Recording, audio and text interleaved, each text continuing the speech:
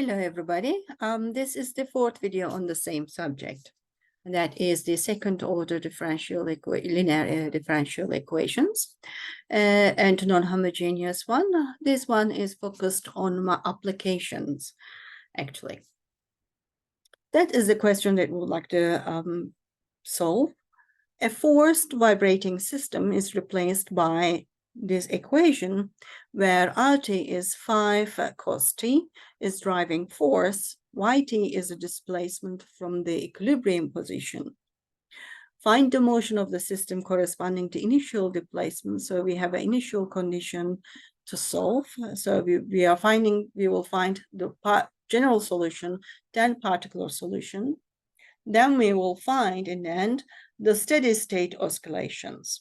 That is what will happen if after the sufficiently long time. That is a limit condition.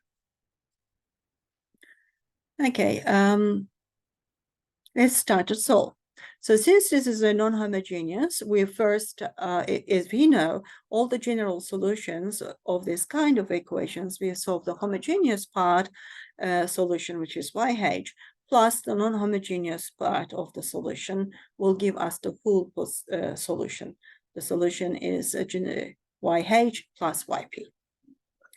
Okay, now what is the homogeneous part? For homogeneous part, we will find the characteristic polynomial of left-hand side will be lambda square, will imply to us lambda square plus 3 lambda plus 2 is equal to 0. So this is a characteristic polynomial. We factor to the linear factors. That will be lambda plus 1, lambda plus 2, lambda plus 2. Check again, always check. Lambda square, and then we have 2 lambda plus lambda, that will be 3 lambda, and 1 times 2 will be 2. So this is the linear factorization of this quadratic polynomial. From this first linear factor, we have lambda 1 is equal to -1, and that's the one root. From the second linear factor, we have lambda 2 is equal to -2. We have two distinct real roots, which is -1 and -2. In this case, homogeneous solutions are given by the formula that is something, some constant times, exponential function root, first root t, because our the t is the variable in independent variable for us, and something times exponential to the second root e minus 2. So this is a solution for homogeneous part. For the next part, we have, for the right-hand side, we have cosine function, and we need to guess a function corresponding to cosine, and take the first derivative and second derivative, substitute into the whole equation, find out the constant term, and so on.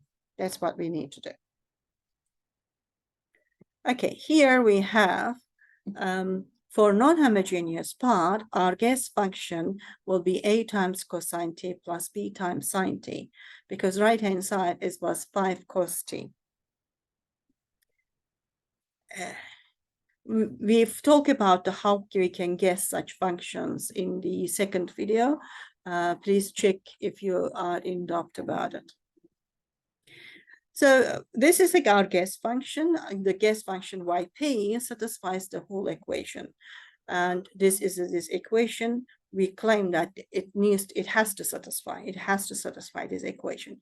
So to take the first derivative and second derivative and substitute in back, make the left-hand side is equal to the right-hand side in terms of the coefficient, find out the constant terms a and b, that will give us a solution for this guess function yp.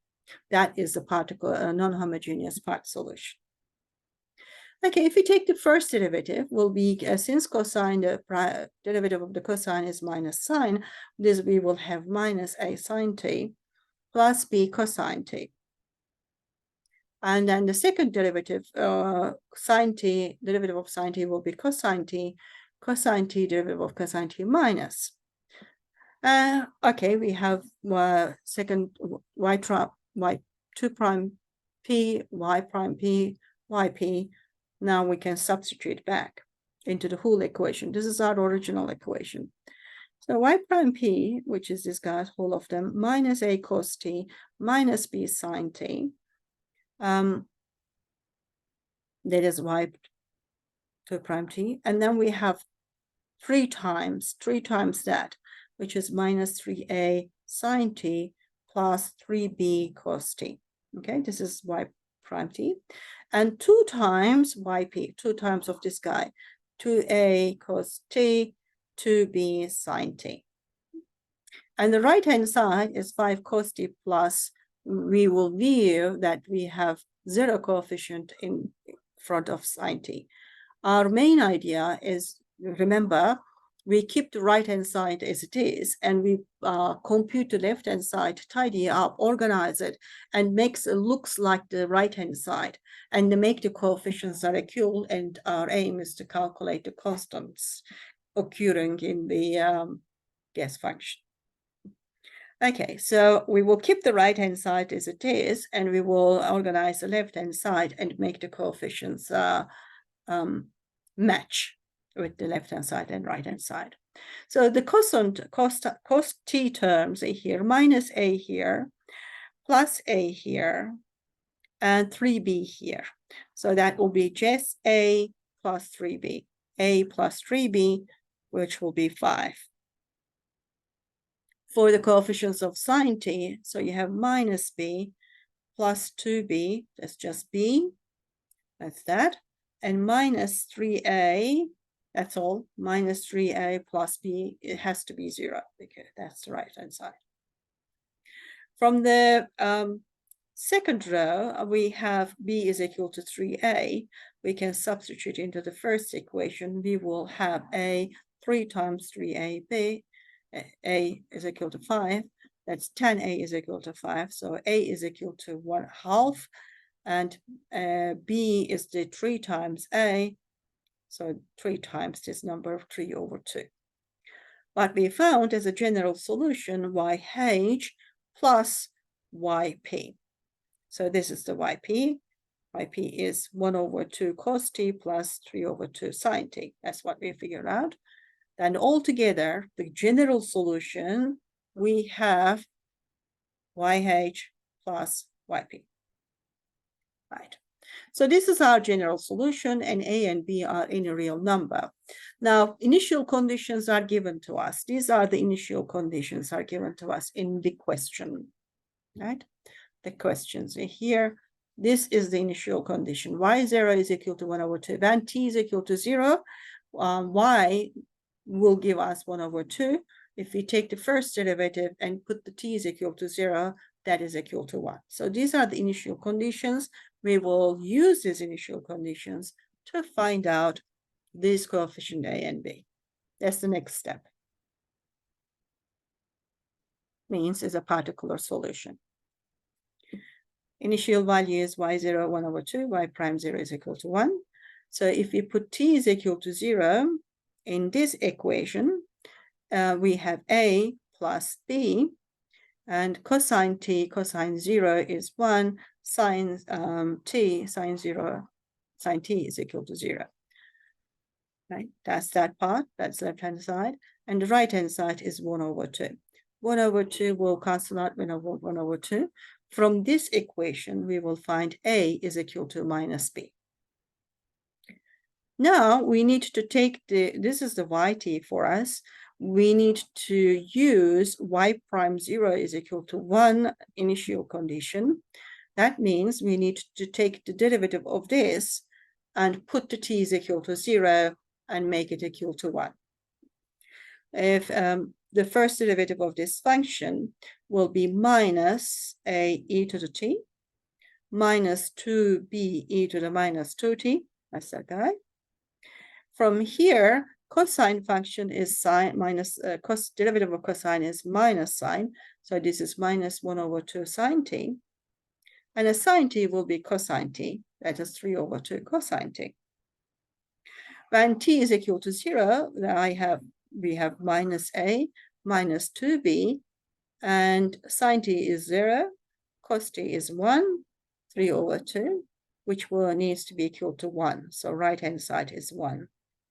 From this equation, we tidy up. We have a plus 2b. I multiply everything with a minus sign, and then to take this one on the other side. So this is minus 1 plus 3 over 2. That is just a half.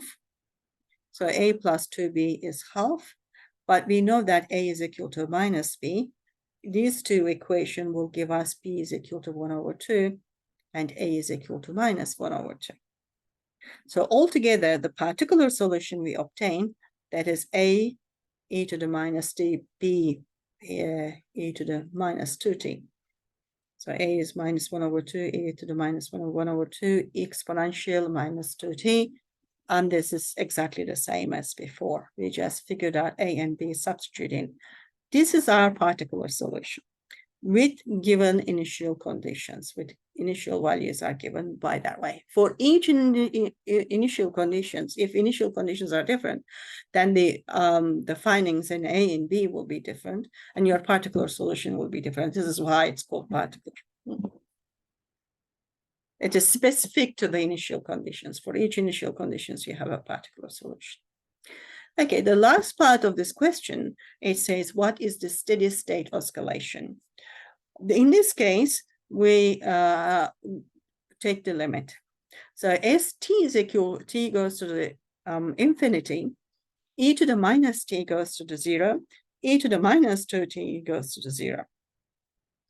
Right? 1 over very high number will be 0. So this one will give us 0. This part will give us 0. We know that when t goes to the infinity, cosine t and sine t, it fluctuates between minus and plus 1 all the time. It does not give you anything else. So with the some coefficient, it still fluctuates. It does not approach to anything. It means, so we have to leave that one as it is, right? Whatever the t is large. And y, this will be 0, this will be 0, but y t will be the solution. So the steady state solution, we're thinking that as t goes to the infinity, is we found the solution for the steady state solution. As I said, why we have the cos t, why we are not thinking that this is an infinite, because cos t and sine t does not approach a certain number. It fluctuates all the time. So we need to leave as it is. So this is a steady state solution for us.